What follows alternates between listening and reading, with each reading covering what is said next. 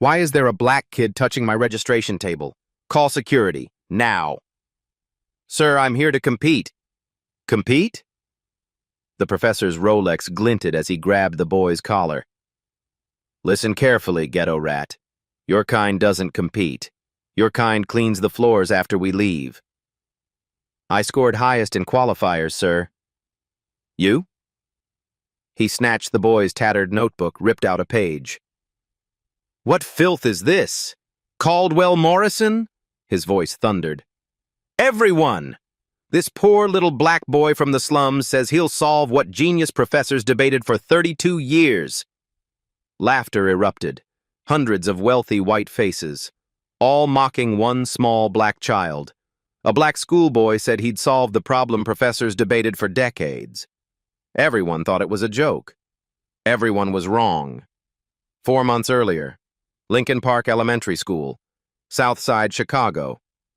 The classroom smelled like old books and broken dreams. Cracked windows letting in cold air. Peeling paint revealing older, uglier paint beneath. Desks carved with generations of bored frustration.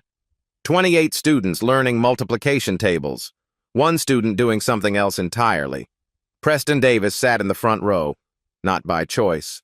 His eyesight wasn't great, and his grandmother couldn't afford glasses.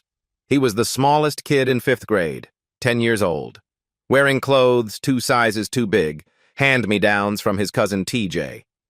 While other kids struggled with 7 times 8, Preston was filling a worn notebook with equations that didn't belong in any elementary school. His pencil moved fast, numbers and symbols flowing like water. Preston Davis, what are you doing? He looked up at his teacher. Mrs. Patterson. Tired eyes, good heart. No idea what to do with him. Math, ma'am. She leaned over his shoulder, her face twisted with confusion. This isn't 5th grade math, Preston. No, ma'am. This is about lower bounds and network optimization. I'm trying to understand why Dr. Caldwell and Dr. Morrison keep arguing about it. Mrs. Patterson blinked. She had a master's degree in education. She had no idea what this child was talking about. Preston, where did you even learn about this? The library, ma'am. They have lots of books. She stared at him for a long moment, then sighed, walked away. What else could she do? Let me tell you about the Caldwell-Morrison debate. In 1993, a young professor named Richard Caldwell published a theory that shook the mathematics world. He claimed he'd discovered an absolute limit in network optimization, a boundary that couldn't be crossed, a floor that couldn't be broken. The paper was brilliant, revolutionary, and completely unproven. Dr. Eleanor Morrison at Stanford disagreed, loudly, publicly. She believed no such limit existed. The mathematics, she argued, allowed for infinite optimization. What started as academic disagreement became intellectual war. 32 years of conferences, thousands of pages of papers, hundreds of mathematicians taking sides. The field split down the middle like a cracked mirror. Caldwell versus Morrison. Neither could prove they were right. Neither would admit they might be wrong. The debate consumed careers, destroyed friendships, became the most famous unsolved argument in modern mathematics.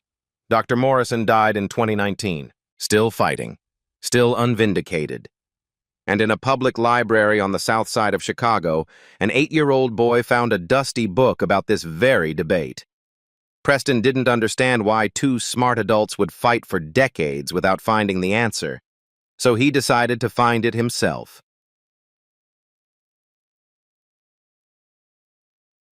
Preston's apartment. Evening. 2 years before the competition. The apartment was small. 2 bedrooms, 1 bathroom, kitchen and living room squeezed together like reluctant roommates. But it was clean. Ruby Davis made sure of that. Ruby was 71 years old, retired postal worker, raising her grandson alone since his mother passed from cancer and his father went to prison for armed robbery. She found Preston on the living room floor. Library books stacked around him like a fortress.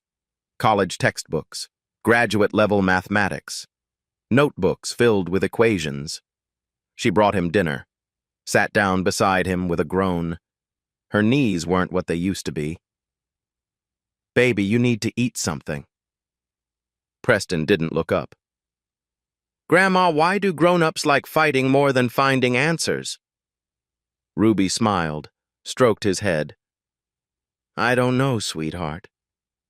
Maybe winning matters more to them than truth." "But that's stupid. Truth doesn't care who wins." "You're right, baby. But not everyone thinks like you do." She didn't understand a single equation in those notebooks. Never would. But she understood her grandson. And she knew, deep in her bones, that he was special. Now let me tell you about Dr. Richard Caldwell, 64 years old, full professor at Northwestern University. Multiple awards, buildings named after him, 40 years in mathematics. He'd spent 32 of those years defending a theory he couldn't prove. The Caldwell conjecture, his legacy, his obsession, his identity. Every few years, someone would try to solve it. Every time, they'd fail. And every time, Caldwell would smile that superior smile. Because as long as no one solved it, no one proved him wrong. But there was something else about Richard Caldwell, something darker. In 40 years of teaching, he'd never had a black graduate student, never cited a black mathematician, never acknowledged that brilliance could come from those schools or those neighborhoods. His prejudice wasn't loud. It was quiet, casual, woven into every assumption, the most dangerous kind. He didn't actively hate black people. He simply didn't believe they could matter. Regional qualifiers. Illinois young mathematicians. Open. 3 weeks before the finals. Preston walked into the testing room. Superhero backpack. Too big shirt. 10 years old. Every other competitor was a teenager. 14, 16, 18. They stared at him. Is that kid lost? Someone's little brother, probably. Does he even know where he is? Preston found his seat. The desk was too tall. He had to sit on 2 thick books just to see the test paper. 2 hours later, the results came in. Preston Davis. Perfect score. Highest in the region. Highest in the history of the competition. A 10-year-old black boy from the South Side had just qualified for the state championship. Local news ran a small story. They called it heartwarming. They mispronounced his school's name. They had no idea what was coming. But someone was paying attention. Dr. Richard Caldwell reviewed the qualifier results. His pen stopped on one name. Lincoln Park Elementary. An elementary school student had qualified. A black student. From the ghetto. Caldwell picked up his phone. Who approved this entry? Sir, he met all requirements. Highest score. I don't care about scores. This is a serious competition. But the rules were clear. Preston Davis had qualified. And in 3 days, he would walk into Richard Caldwell's territory. What happens when a child from the ghetto meets the most powerful mathematician in Illinois? Registration Day. Northwestern University. Kresge Centennial Hall. The building screamed money. Marble floors polished to mirrors. Crystal chandeliers throwing rainbow light. Portraits of old white men staring down from every wall. Donors, founders, masters of the universe. Preston arrived with his grandmother Ruby and his cousin TJ. TJ was 16, big for his age, protective of his little cousin. He'd been skeptical of this whole competition thing until he watched Preston solve problems that made high schoolers cry. Now he was a true believer. Stay close to me, Ruby whispered. She held Preston's hand tight. The lobby was packed with competitors, prep school blazers, designer clothes, parents talking about summer homes, coaches with tablets and strategy folders, and one small black boy in a shirt that used to belong to his cousin. Everyone stared. Is that child in the right building? Someone should call his parents. This must be a mistake. TJ's fists clenched. Ruby squeezed his arm hard. Not here, she whispered. Let Preston handle this. Preston approached the registration table alone. Dr. Richard Caldwell was personally overseeing registration, unusual for a professor of his stature, but he'd heard about the ghetto kid and wanted to see for himself. He looked down, way down, at the small boy standing before him. Are you lost, son? No, sir. I'm here to register. Preston Davis. Caldwell's eyes narrowed. You're the one from Lincoln Park? Yes, sir. How old are you? 10, sir. Caldwell leaned back. A smile played on his lips, the kind of smile a cat gives a mouse. Son, this competition is for serious mathematics students. Perhaps you'd be more comfortable at a spelling bee, something more appropriate for your background? I qualified with the highest score, sir. I'd like to register, please. Something flickered in Caldwell's eyes. Irritation, then curiosity. He processed the registration, but as he handed back the forms, Preston's notebook fell from his backpack. Caldwell picked it up, opened it. His face changed. What is this? My notebook, sir. I can see that. Caldwell flipped through pages. His expression darkened. Why are you writing about Caldwell Morrison? I'm working on it, sir. Working on it? Preston nodded, completely sincere. Yes, sir. I'm solving it. Dead silence. Then Caldwell laughed. Loud, harsh, cruel. Did everyone hear that? He held up the notebook. This little black boy from the slums thinks he's going to solve the problem that genius professors have debated for 32 years.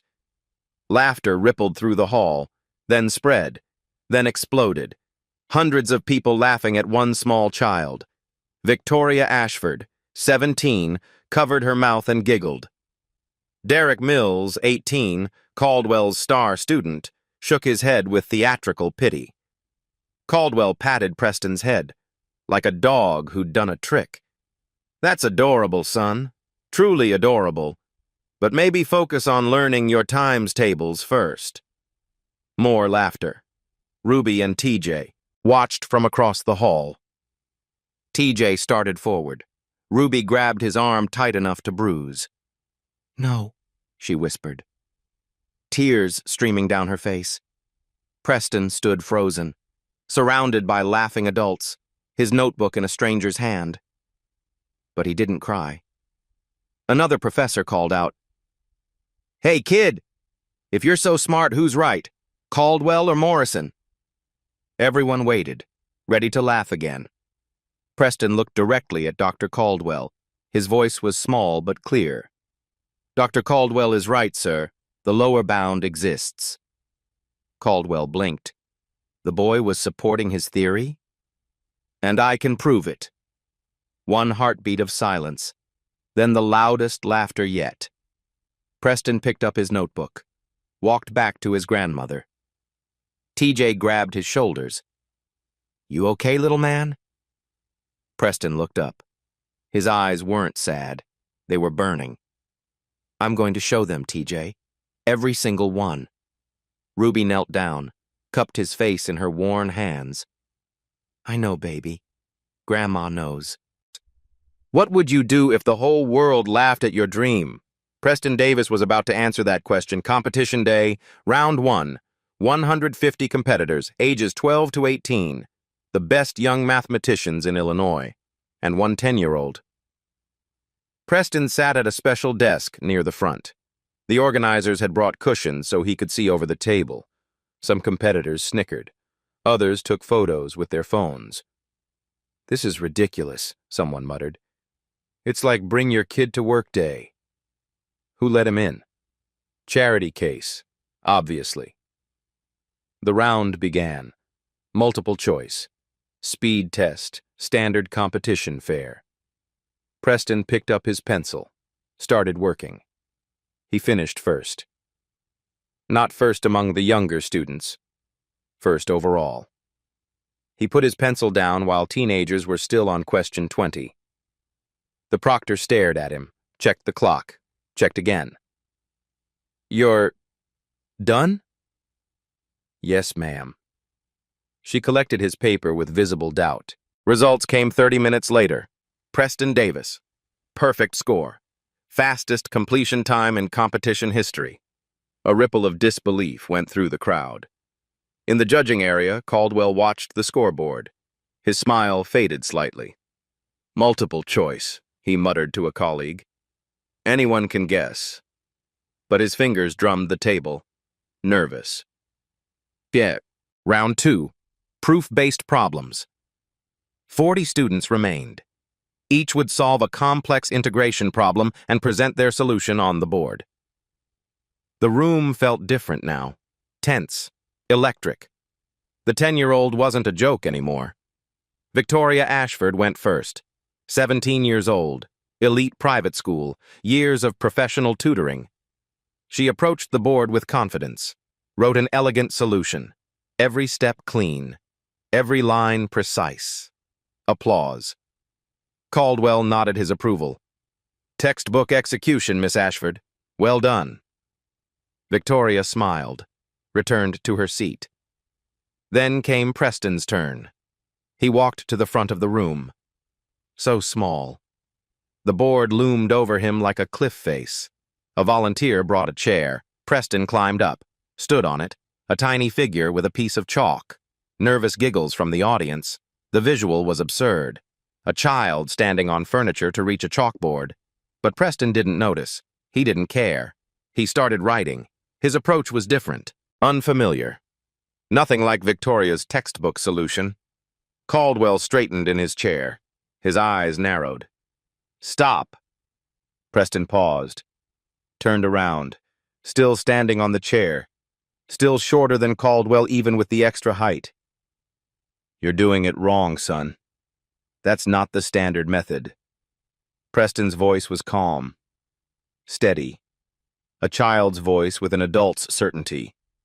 "I'm not doing it wrong, sir. I'm doing it different." Chuckles from the crowd. A child arguing with a professor? Caldwell smiled thinly. "There's a correct way to solve this problem. You're not following it. Your way works, sir, but it's not complete." Silence crashed down like a hammer. "Excuse me? If you follow the substitution through step 3, you'll see the standard method misses a constraint." Preston pointed at the board. "My method finds it." Caldwell's face reddened. "That's absurd. The standard method is sufficient." "Sufficient isn't the same as complete, sir." Preston turned back to the board, continued writing. The room held its breath. When he finished, still standing on that chair, chalk dust on his small fingers, Dr. Patricia Whitmore leaned forward to examine his work. Whitmore was 52, professor at University of Chicago. She'd been Caldwell's student once. She knew his brilliance and his blind spots. She studied Preston's solution for a long, careful moment. "He's right." The words dropped like bombs. Not just right. This approach reveals a constraint the standard method overlooks entirely. Murmuring swept through the crowd like wind through grass. Preston added one more thing, his voice calm, matter of fact, like he was explaining that the sky was blue. "Actually, this is the same type of hidden constraint that's been missing from the Caldwell-Morrison debate. Both sides missed it. That's why they've been arguing for 32 years. Total silence. A 10-year-old had just connected a competition problem to the most famous unsolved debate in modern mathematics. Caldwell shot to his feet. His face was pale now. That's not relevant to this competition." Whitmore looked at him steadily. "Richard, the child just identified something I've never seen in the standard methodology, in 30 years of teaching." Caldwell's jaw tightened. He stared at Preston. This tiny boy standing on a chair, who had just exposed a flaw that hundreds of mathematicians had missed. For the first time, Something other than contempt flickered in Caldwell's eyes. Fear. Unconventional approach, he said coldly. We'll see if unconventional survives round 3. Preston climbed down from the chair, walked back to his seat. His grandmother was crying in the audience. TJ was grinning ear to ear. But the boy's face showed nothing. He was just getting started. Che. The video went viral that night. Someone had recorded Preston, the tiny figure on the chair, the challenge to Caldwell, the vindication from Whitmore. Title: 10-year-old destroys Professor live. You have to see this. Comments exploded. He's so small, OMG. Standing on a chair and still smarter than everyone in the room. Caldwell's face when the kid corrected him. I'm screaming. Who is this child? Protect him at all costs. The way he said, sufficient, isn't the same as complete, so calmly. The mathematics community started buzzing. A famous professor tweeted, "Is anyone watching Illinois Young Mathematicians? A 10-year-old just said something about Caldwell Morrison that made me rethink 30 years of assumptions. I need independent verification immediately." The story was spreading like wildfire, and Dr. Richard Caldwell was starting to panic. That night, Caldwell's office, alone, door locked, lights dim, screen glowing. He watched the video again, and again, and again. The boy on the chair, the words about the hidden constraint. It's the same type of constraint missing from Caldwell Morrison. Caldwell's hand trembled on the mouse. 32 years. His life's work. His legacy. Could a child from the ghetto actually understand something he'd missed? No. Impossible. Absolutely impossible. But the fear wouldn't go away. He picked up his phone. I need to see the finals problems. All of them. Tonight. He was already forming a plan. If this boy wanted to prove something, Caldwell would give him the chance, and watch him burn. The question was, who was really walking into whose trap? Round 3. Semifinals. 12 competitors remained. 11 teenagers. 1 10-year-old. The visual was striking. Tall, confident high schoolers in matching blazers and pressed shirts. And Preston Davis, still carrying his superhero backpack, still wearing clothes 2 sizes too big. A child among almost adults. The rules changed for this round. Judges could ask follow-up questions. Scoring became subjective. That's rigged, TJ whispered to Ruby in the audience. They can just decide they don't like his answer. Ruby's jaw was tight. Then he'll give answers they can't argue with. Preston faced Derek Mills in direct competition.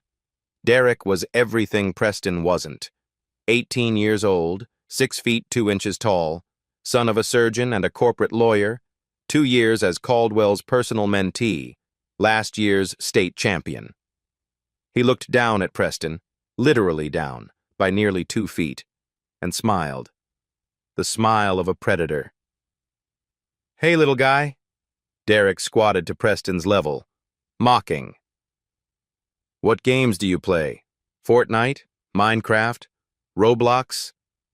Preston looked up at him. Why do you ask? Just curious. Derek's smile widened. Because after this round, you'll have lots of free time for gaming. I don't play games much. I like reading math books better. Derek laughed, stood up, walked away. The problem was difficult. Graduate-level difficulty. Both solved it correctly. But Derek's presentation was polished, rehearsed, professional. He made eye contact with judges, used pauses effectively, even cracked a joke that made Caldwell laugh. Preston's presentation was sparse, efficient. No performance, no charm, just mathematics, raw and unadorned. Caldwell scored Derek higher. Superior communication skills and presentation clarity. Preston advanced to the finals, but barely. Derek passed him afterward, leaned down close. Hey, Caldwell Morrison kid, you still think you can solve it? Yes. That's cute, really cute. Derek patted his head, the same way Caldwell had. Good luck, little buddy. You're going to need it. Preston said nothing, but his eyes tracked Derek all the way across the room. The live stream numbers exploded. What started as a few hundred math enthusiasts became tens of thousands, then hundreds of thousands. Someone had clipped Preston's round 2 moment and posted it everywhere. Facebook, Twitter, TikTok, Instagram, Reddit. Title, Kid laughed at for saying he'd solve 32-year math debate. Then this happened. Views, 800,000 and climbing fast. Comments scrolled endlessly. I literally cannot stop watching this child. The way he said sufficient isn't the same as complete. I felt that. Caldwell looked like someone slapped him with a fish. Who raised this kid? I need parenting tips. Bro, he's 10. T-E-N. 10 years old. I'm deceased. Plot twist. He actually solves it, and we all lose our minds. The mathematics community was buzzing intensely. Caldwell supporters, if the kid proves Caldwell right, that's a massive win for our side. Morrison supporters, no way. A 10-year-old can't solve what we couldn't in 3 decades. Neutral observers, everyone shut up and watch. This is the most interesting thing to happen in mathematics in years. The pressure multiplied exponentially. This wasn't just a high school competition anymore, it was a global event. And Preston Davis was at the center of it all. Caldwell's office, late night, hours after the semifinals. He sat in darkness, screen glowing white-blue on his face. The video played again, Preston on the chair, the hidden constraint. His own words echoed, "That's absurd. The standard method is sufficient." And the boy's response, "Sufficient isn't the same as complete."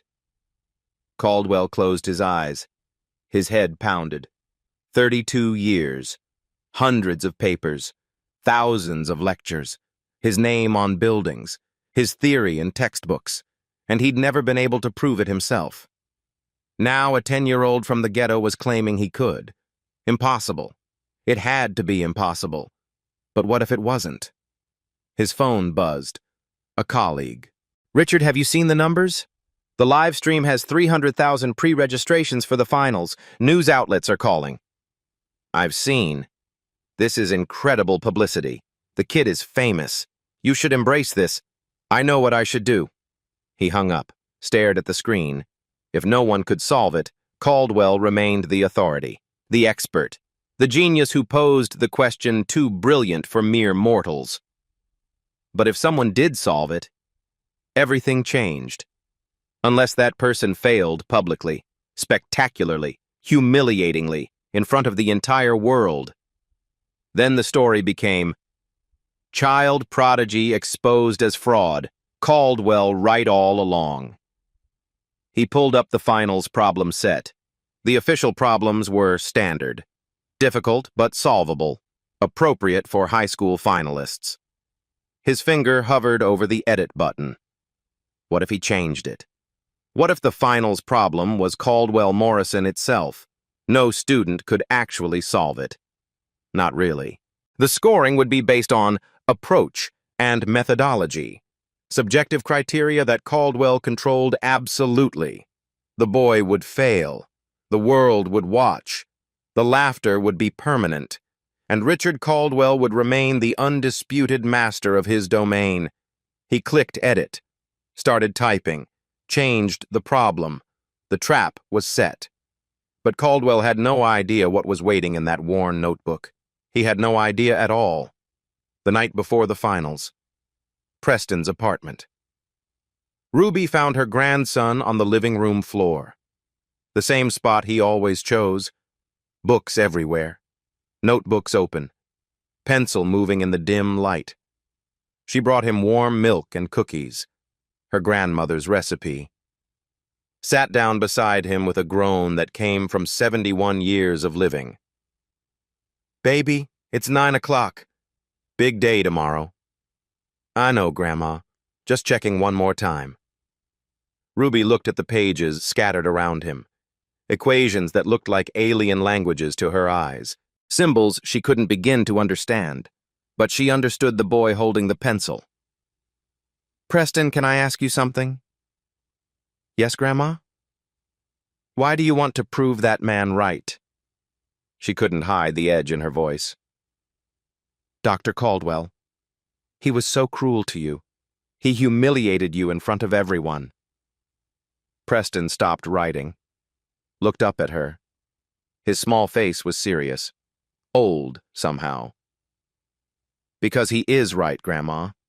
Him being mean to me doesn't make him wrong about math." "But doesn't it make you angry? What he did?" Preston thought about it, really thought, the way he always did. "I am angry. But—" He searched for the right words. "Grandma, if I don't prove it because I'm mad at him, then I'm just like them, letting feelings decide instead of truth." Ruby's eyes filled with tears. This child. This impossible child. "You talk like an old man, baby. Like you've lived 100 years. Preston smiled. And suddenly, he was just a 10-year-old again. "But can I still have chocolate ice cream tomorrow, if I win?" Ruby laughed through her tears, pulled him into a hug. "You can have all the ice cream in the world, baby." Montage, 10 hours to finals. Preston worked. Alone. Just him and the notebook. Cut to Derek Mills in Caldwell's private office. Professional coaching. Strategy sessions. Mock problems and rehearsed presentations. Cut to Victoria Ashford with her team of tutors.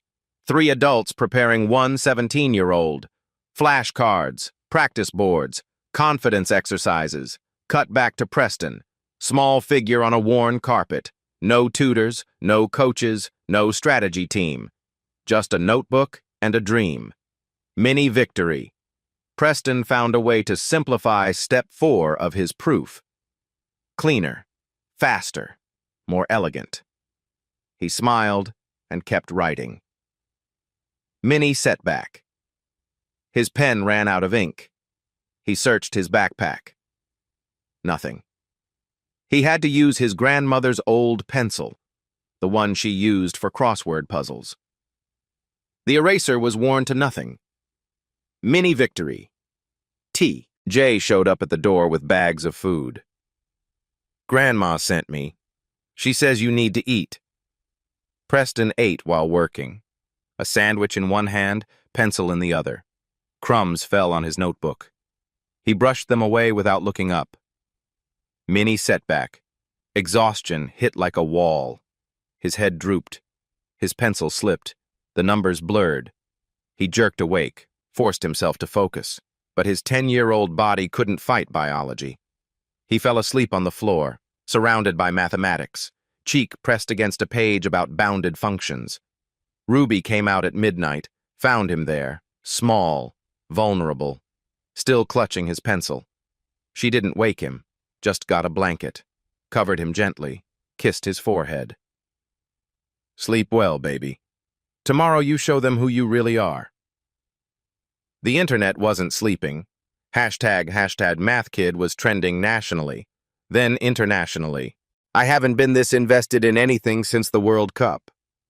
That child is carrying the hopes of every underdog who ever lived. If Caldwell rigged this to humiliate a 10-year-old, I will personally riot. Preston, if you're reading this, we believe in you. I'm a grown man crying over a math competition. What is my life?" The mathematics community was deeply divided. Skeptics. "It's a publicity stunt. The kid got lucky in early rounds. Reality will hit tomorrow." Believers. "Did you watch the round 2 video? He understands something fundamental." Realists. "Caldwell Morrison is unsolvable. This will end in tears, hopefully not on camera." But everyone agreed on one thing. They would be watching. 5 a.m.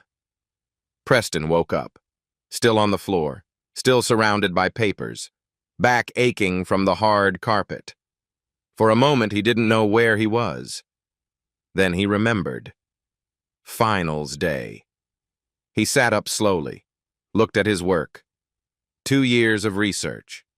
17 notebooks filled. Every idea, every approach, every dead end and breakthrough, all leading to today. His stomach hurt. Not from hunger, from fear. What if he was wrong? What if he'd missed something? What if they laughed at him again and this time he deserved it? A knock at the door made him jump. Ruby was still asleep. Preston padded over, stood on tiptoes to look through the peephole. Dr. Patricia Whitmore stood in the hallway. He opened the door. Dr. Whitmore? Good morning, Preston. May I come in? They sat in the small kitchen. Preston on a chair that was too big for him, feet dangling. Whitmore across the table with a cup of coffee Ruby had made before going back to bed. I apologize for coming so early, but I needed to speak with you before the competition. About what, ma'am? Whitmore studied him. This small child. This improbable genius. Preston, do you truly believe you can prove the solution? He nodded without hesitation. Yes, ma'am. You understand that if you're right, it will change everything? 32 years of debate? Careers built on this question. All ended by a 10-year-old boy. I understand, ma'am, but... He paused, found his words. I'm not doing it because it's big. I'm doing it because it's true. Truth matters more than how big or small something is, doesn't it? Whitmore stared at him. In 30 years of academia, she'd heard brilliant people say stupid things. She'd heard mediocre people say nothing memorable. She'd never heard a child speak like this. The finals problem was changed last night, she said finally. Dr. Caldwell changed it. To Caldwell Morrison. Preston nodded slowly. I thought he might. You knew? I figured he would, after round 2, after what I said about the hidden constraint. Whitmore leaned back. You planned for this? You wanted him to do this? I hoped for it, ma'am. Preston touched his notebook. He could have given any problem, something I'd never seen. But this one, he almost smiled. This one I've been working on for 2 years. Preston, I need you to understand something important. I was outvoted on this change. Dr. Caldwell wants you to fail, publicly, humiliatingly. He changed the problem specifically to destroy you. I know, ma'am. And you're not afraid. Preston was quiet for a long moment. I'm scared, ma'am. Really, really scared. His voice was small, a child's voice. But my grandma says being brave isn't about not being scared. It's about being scared and doing it anyway. Whitmore stood up, walked to the door, turned back. For what it's worth, Preston Davis, I hope you prove him wrong. About everything except the mathematics. Then she was gone. Preston sat alone in the kitchen. Dawn light streaming through the window. Ruby appeared in the doorway. Who was that, baby? A professor, Grandma. She came to warn me. Warn you about what? That today is going to be the hardest day of my life. Preston looked at his grandmother. But she also came to tell me she believes in me. I think. Ruby knelt down, took his hands in hers. Listen to me, baby. Today you're going to walk into a room full of people who don't want you there. People who think you're nothing. People who will do everything they can to make you fail. I know, Grandma. But you know what they don't know? What? They don't know my grandson. Her voice was fierce. They don't know what you've survived. They don't know that you've been preparing for this moment your whole life. She squeezed his hands. They see a little black boy from the ghetto. They don't see the giant inside. Preston hugged her, tight. I won't let you down, Grandma. Baby, you couldn't let me down if you tried. Now go get dressed. We have a competition to win. 2 hours later, they walked out the door. Ruby in her best church dress, TJ in a borrowed blazer that didn't quite fit, and Preston in his too-big shirt, his superhero backpack, and his worn notebook, ready to change history. Finals morning, Northwestern University, Kresge Centennial Hall. The room was transformed, television cameras everywhere, professional lighting, a stage that hadn't existed 2 days ago. 8 finalists sat in a row of chairs, 7 teenagers in matching competition blazers, 1 10-year-old in hand-me-down clothes. The live stream counter showed 300,000 viewers, still climbing. Ruby and TJ found seats in the packed audience. Ruby clutched her purse like a lifeline. TJ couldn't stop bouncing his knee. The screen behind the stage flickered to life. The finals problem appeared. Caldwell-Morrison boundary problem. The room gasped. Actually, gasped. Like a single organism that had been punched. 32 years, 200 mathematicians, countless failed attempts. Now a test question for high school students. The audience erupted in whispers that weren't really whispers. That's not possible. That's not a competition problem. That's literally unsolvable. What is Caldwell doing? TJ grabbed Ruby's arm hard. They can't do that. That's the problem nobody can solve. Ruby's jaw was set like stone. Preston can. On stage, finalists looked at each other in visible shock. Victoria Ashford's face went milk white. Derek Mills started writing, then stopped, then stared at the ceiling. Dr. Caldwell stood at the podium, smiling like a satisfied cat. This year, we've decided to challenge our finalists with one of mathematics' most enduring questions. His voice was smooth, reasonable. No one expects a full solution, of course. We'll be scoring based on approach and methodology. His eyes found Preston in the row of chairs.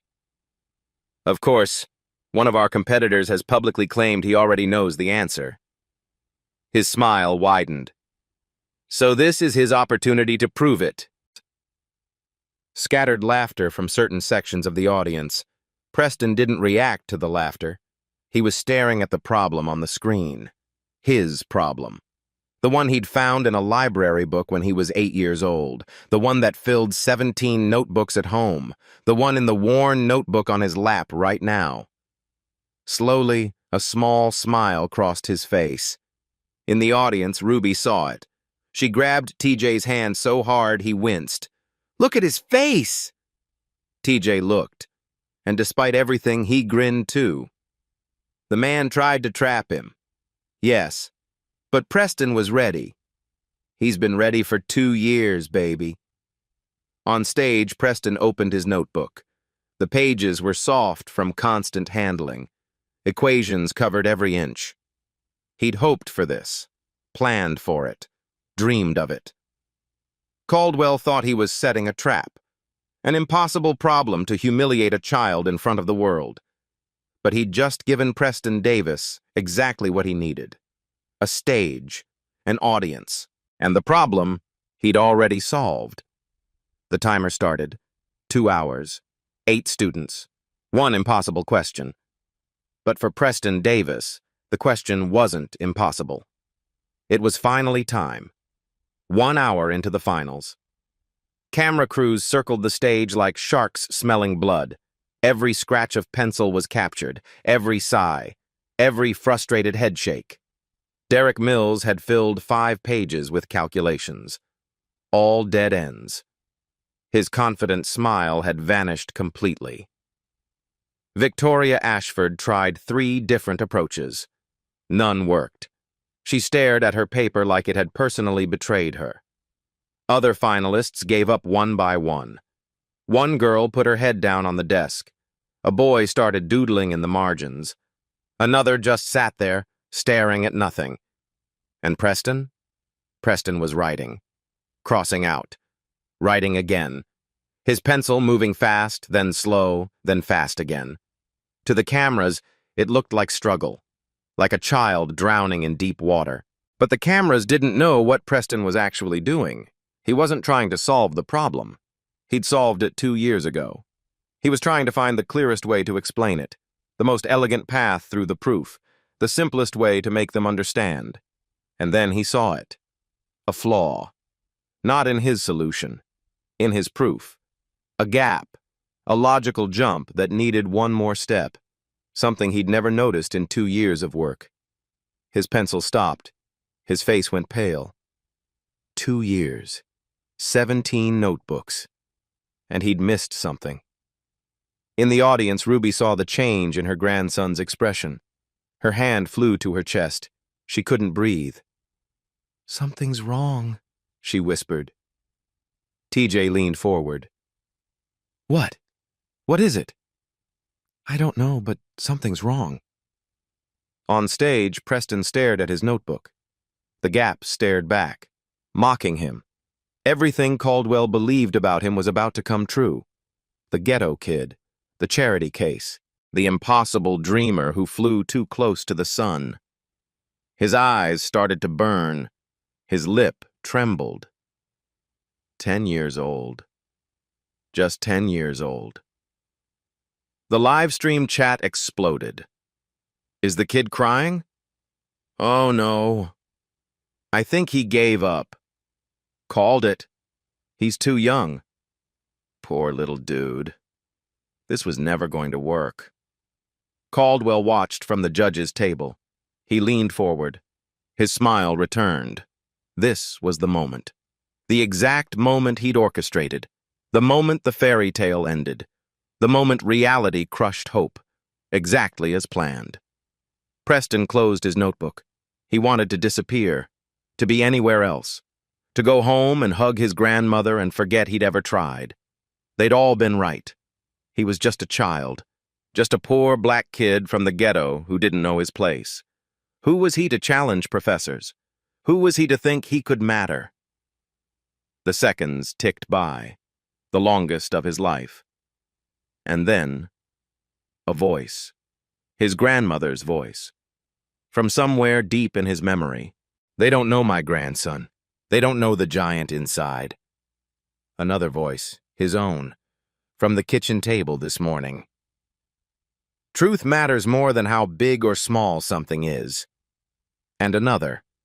An 8-year-old in a library, asking a question no one else thought to ask. Why do they keep fighting instead of finding the truth? Preston opened his eyes, opened his notebook, looked at the gap, and suddenly, like sunlight breaking through clouds, he saw it. The gap wasn't a flaw, it was a feature. The missing step was the hidden constraint. The same one he'd mentioned in round 2. The variable that both Caldwell and Morrison had overlooked for 32 years. When he added it, the proof didn't just work. It became beautiful, elegant, simple. His pencil started moving. Fast now, certain, unstoppable. In the audience, Ruby saw the change, the fear melting into focus, the doubt becoming determination. "There," she whispered, tears streaming. "There he is." TJ watched his little cousin writing like his life depended on it. "What happened?" He figured it out. "How do you know?" Ruby smiled through her tears. "Because I know my grandson." On stage, Preston Davis was no longer a frightened child. He was a mathematician, and he had 45 minutes to change the world. The chat didn't know what was happening. Wait, is he writing again? False alarm, maybe? That's a lot of writing for someone who gave up. What is happening? Only one person in that room knew for certain, Preston himself, and he wasn't stopping until everyone else knew too. Time was called. The buzzer echoed through the silent hall, pencils down, 8 students, 8 attempts, 8 different approaches to the impossible. One by one, they walked to the board to present. Derek Mills went first, tall, polished. His voice didn't waver, even though his answer was incomplete. I applied the Hopkinson-Maclaurin approach, but was unable to resolve the boundary condition. The problem remains unsolved. Caldwell nodded sagely. Excellent effort, Mr. Mills. The rigor of your methodology is commendable. Victoria Ashford next. Composed despite her obvious frustration. My recursive approach showed initial promise, but couldn't overcome the convergence issue. I conclude that additional time would be necessary for a complete solution. Well reasoned. Thank you, Miss Ashford. One by one. All the same story. I couldn't solve it. The problem is too complex. Given more time, perhaps. Each time, Caldwell nodded approvingly. Each time, he looked more relaxed, more confident. The competition was going exactly as planned. The impossible problem had proven impossible, just as he knew it would. Then came the last presenter. Mr. Davis.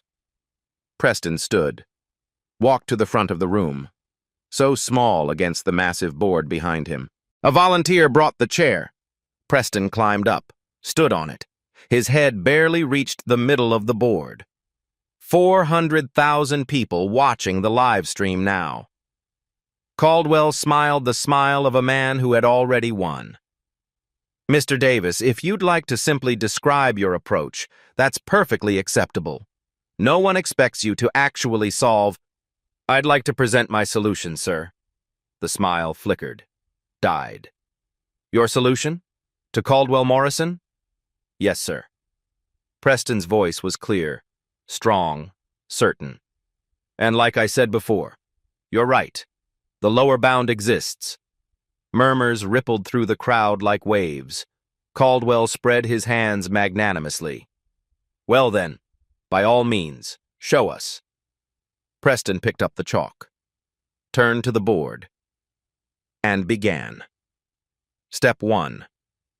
He wrote the framework of the debate. Both sides.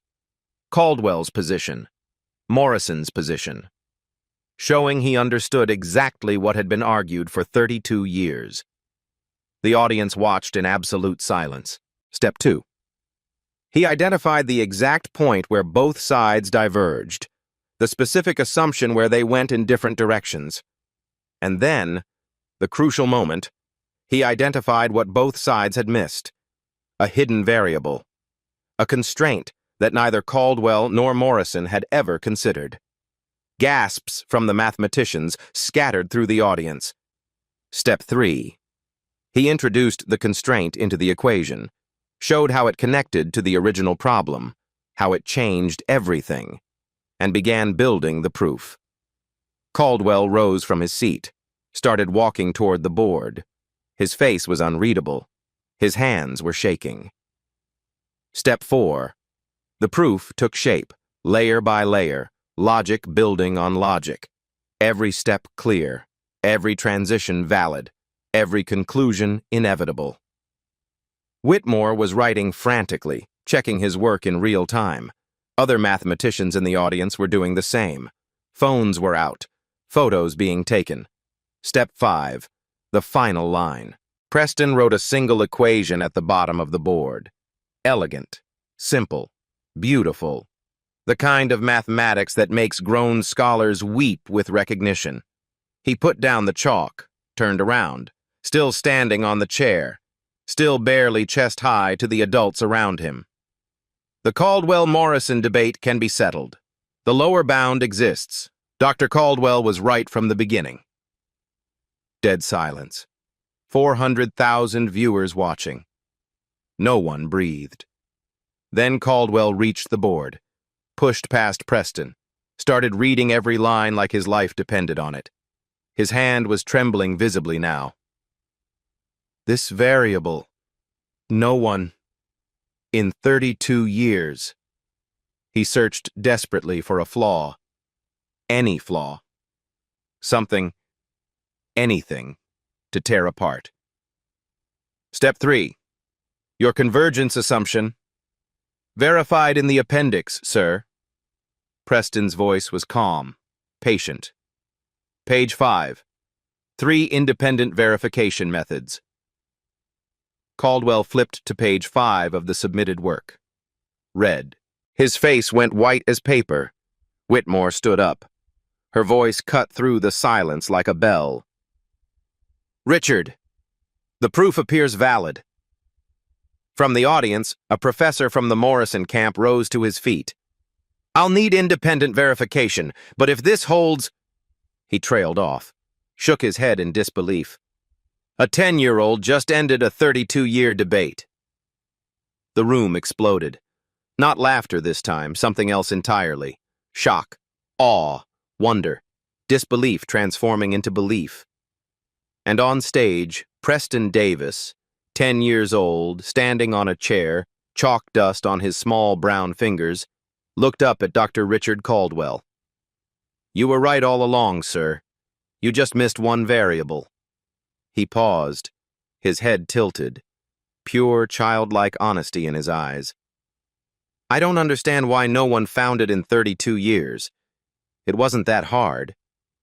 It wasn't that hard. 5 words, from a 10-year-old, about a problem that had consumed entire careers, destroyed professional friendships, filled libraries with failed attempts. Not that hard. The audience didn't know whether to laugh or cry. Many did both. Ruby Davis did both, tears streaming down her face, laughing with pure, uncontainable joy. TJ jumped up, screaming at the top of his lungs. That's my cousin! That's my baby cousin right there! The live stream chat became pure chaos. An incomprehensible wall of capital letters and exclamation points and crying emojis and keyboard smashing. And Dr. Richard Caldwell stood frozen. He'd dreamed of this moment for 32 years, being proven right, finally vindicated after decades of doubt. But in none of those dreams, not a single one, had it looked like this. Not a distinguished colleague presenting at a conference, not a peer review board issuing a formal verdict, not a Nobel committee calling with news. A child, a black child, from the ghetto, standing on a chair, with chalk dust on his hands, wearing clothes too big for him, who'd just done in 2 years what Caldwell couldn't do in 32. Whitmore's voice rang out across the hall. The proof is valid. The Caldwell-Morrison debate, after 32 years, is resolved. By Preston Davis, age 10, Lincoln Park Elementary School, South Side, Chicago. The room erupted into a standing ovation, complete chaos. But Preston wasn't looking at the crowd. He was looking at Caldwell, and Caldwell was looking at him. 64 years old and 10 years old. A lifetime of credentials and a worn notebook. 2 completely different worlds. One single truth. The celebration had barely begun when the news broke. A judge approached Dr. Whitmore with a tablet. His face was grim. Patricia, you need to see this. She looked at the screen. Her expression hardened. The finals problem had been changed 4 hours before the competition. The original problem was standard, a difficult but ordinary optimization challenge. Caldwell had personally replaced it with his own life's work. He changed the problem, Whitmore said quietly. He changed it specifically to humiliate a 10-year-old boy. The information leaked within minutes. Someone on the committee tipped off a reporter, then another, then social media got hold of it. The headlines spread like wildfire. Professor Riggs' competition to crush child prodigy. Child solves his life's work instead. Caldwell changed problem to humiliate 10-year-old. It backfired spectacularly. The trap that backfired. How a racist professor made a child a legend. Caldwell saw the headlines appearing on phones around him. The color drained from his face. Northwestern University went into damage control. They needed a statement, a photo, something to salvage the situation. Which meant Caldwell had to shake Preston's hand, in front of everyone. They stood facing each other, the 64-year-old professor in his expensive suit, the 10-year-old boy in his hand-me-down clothes, Cameras everywhere, the world watching. Silence stretched. Caldwell's voice came out hoarse. You did something I couldn't do in 32 years. Preston looked up at him. Way up. His voice wasn't angry, just curious. Sir, why did you laugh at me that day? Didn't you know I could do it? Caldwell couldn't answer. You were right about the math, sir, but you were wrong about me. A pause. Then, but it's okay. I forgive you. Caldwell blinked. You forgive me? Yes, sir. My grandma says you shouldn't stay angry at people who don't know what they're doing wrong. Preston's voice was matter-of-fact. A child explaining something simple. You didn't know I could do it. Now you know. Something broke in Caldwell's face. For just a moment, one single moment, his eyes glistened. He extended his hand. Preston shook it. A large white hand. A small black hand. 64 years of pride meeting 10 years of grace. The cameras captured everything, and the world witnessed something rarer than mathematical genius. They witnessed forgiveness. The award ceremony. Preston Davis stood on stage, a trophy nearly half his size in his arms. The announcer's voice filled the hall. The solution to the Caldwell-Morrison boundary problem, effective immediately, will be formally known as the Davis proof. Not Caldwell Davis. Not the Caldwell proof. The Davis proof. Caldwell sat in the front row. His face showed nothing, but everyone knew. His name would forever be linked to the boy he'd tried to humiliate. History would remember them together, and history would not be kind. After the ceremony, Preston ran to his grandmother. "Grandma, I did it!" Ruby caught him, hugged him tight, sobbed into his shoulder. "I know, baby. I watched the whole thing. The whole building watched. The whole neighborhood watched."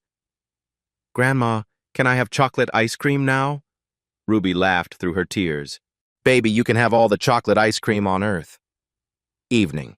Chicago skyline, sunset painting everything gold. Preston walked out of the building with Ruby and TJ, the superhero backpack on his shoulders, the worn notebook in his hands, the trophy somewhere behind them, too heavy for a 10-year-old to carry. TJ threw his arm around Preston. Bro, you just ended a 32-year argument on live TV after the whole world laughed at you. Do you understand what you did?" "I just did math, TJ." "Just did math? 10 years old." Preston laughed, a child's laugh, pure and free. Ruby took his hand. "What are you going to do now, baby?" Preston thought about it. "I don't know, Grandma, but the library has lots of other math books. Maybe there's another problem that grown-ups are fighting about instead of solving." They walked into the sunset, the small boy between two people who loved him. And somewhere out there, another child was watching. Another kid in a broken-down school, in too big clothes, with dreams too big for the world to accept. Another kid who'd just seen living proof that it was possible. Preston Davis didn't just solve a math problem that day. He solved the problem of being underestimated, of being dismissed, of being laughed at by everyone who thought they were better. And he did it the only way that matters. By being so good they couldn't ignore him. If you're that kid, the one everyone laughs at, keep going. The world will catch up. And if you know that kid, share this story. Because sometimes the biggest answers come from the smallest people.